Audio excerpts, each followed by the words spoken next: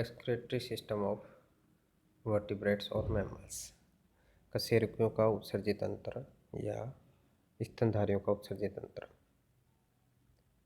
आज हम कशेरुकियों के उत्सर्जित तंत्र का अध्ययन करेंगे। सभी कशेरुकियों के उत्सर्जित तंत्र लगभग एक समान होता है और कशेरुकियों में जो मुख्य उत्सर्जी अंग होता है वो किडनी होते हैं, वृक्क होते हैं। एक जोड़ी वृक्क पाए जाते हैं और इन वृक्क का निर्माण मेसोडर्म से होता है। यहाँ हम देख सकते हैं, ये हमें एक एक्सक्रीटरी सिस्टम दिखाया गया है। मैमल्स का एक्सक्रीटरी सिस्टम दिखाया गया है, जिसके अंदर हम देखेंगे कि वन पेयर क्या पाई जाती है, किडनी पाई जाती हैं और ये किडनी गहरे लाल रंग की होती हैं और बीन शेप्ड होती हैं। इसमें हम देखेंगे जो दाहिना वर्क है वो बाएं वर्क के तुलना में कुछ पीछे की ओर स्थित होता है, क्योंकि उदर गुहा में दाहिना भाग यकृत द्वारा घिरा हुआ रहता है।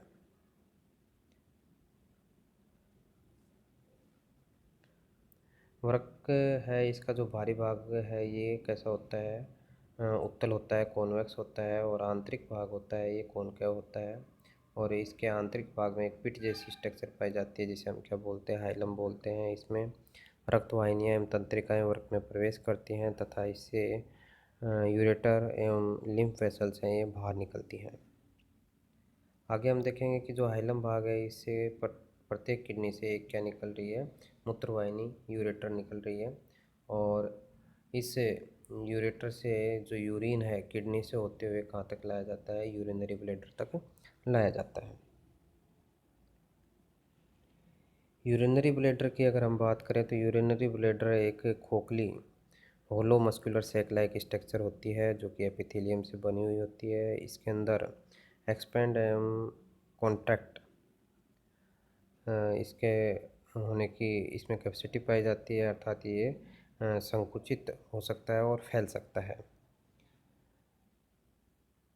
यूरिनरी ब्लैडर के अंदर अस्थायी रूप से क्या किया जाता है, यूरिन को स्टोर किया जाता है। और यूरिनरी ब्लैडर की अगर हम बात करें तो जो सर्प, क्रोकोडाइल, एलिगेटर और जो पक्षी शुतुरमुर्ग के अतिरिक्त में क्या पाया जाता है, यूरिनरी ब्लैडर अनुपस्थित होता है।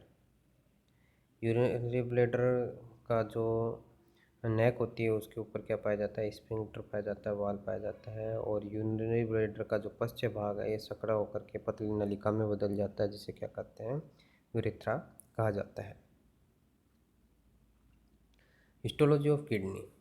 किडनी की हम औतकी की बात करें, इसकी आंतरिक संरचना की बात करें, इसमें सबसे पहले हम वापस से देख लेते हैं कि किडनी का जो बाहरी भाग है वो कैसा है, कॉन्वेक्स है और आंतरिक भाग है वो कैसा है, कॉनकेव है। और आंतरिक भाग में जो ये पिट जैसी संरचना है उसको क्या बोल रहे हैं हम, हाइलम बोल रहे हैं। और यहाँ पे हाइलम में हम देख सकते हैं कि यूरेटर, रीनल वेन और रीनल आर्टरी क्या यहाँ पे उपस्थित होती हैं। अगर हम वृक्क की आंतरिक संरचना की बात करें तो हमें स्पष्ट रूप से दो भाग इसमें दिखाई देते हैं। इसका जो बाहरी भाग होता है वो कोर्टेक्स होता है और आंतरिक भाग होता है वो मेडुला कहलाता है। इसमें से हम देखेंगे कि जो कोर्टेक्स भाग है वो मेडुलरी भाग के अंदर बीच बीच में धंसा हुआ रहता है और इससे धंसे हुए भाग को हम क्या बोलते हैं, रीनल कॉलम ऑफ बर्टनी। बर्टनी के इनको वर्क स्तंभ कहा जाता है। और इसी तरीके से हम देखेंगे कि मेडुला का कुछ भाग है ये कोर्टेक्स भाग में धंसा हुआ है और इन भाग को हम क्या बोलते हैं, पिरामिड बोलते हैं। पिरामिड की संख्या अलग अलग जंतुओं में अलग अलग पाई जा सकती है, जैसे खरगोश है एवं कुछ अन्य जंतु जैसे एकिडना, मार्सुपियल्स, इंसेक्टिवोरस, रोडेंट्स, इनके अंदर सिर्फ वृक्क के अंदर सिर्फ एक ही पिरामिड पाया जाता है। जबकि मनुष्य की अगर हम बात करें तो इसमें 6 से लेकर के 20 तक क्या पाए जाते हैं, पिरामिड पाए जाते हैं।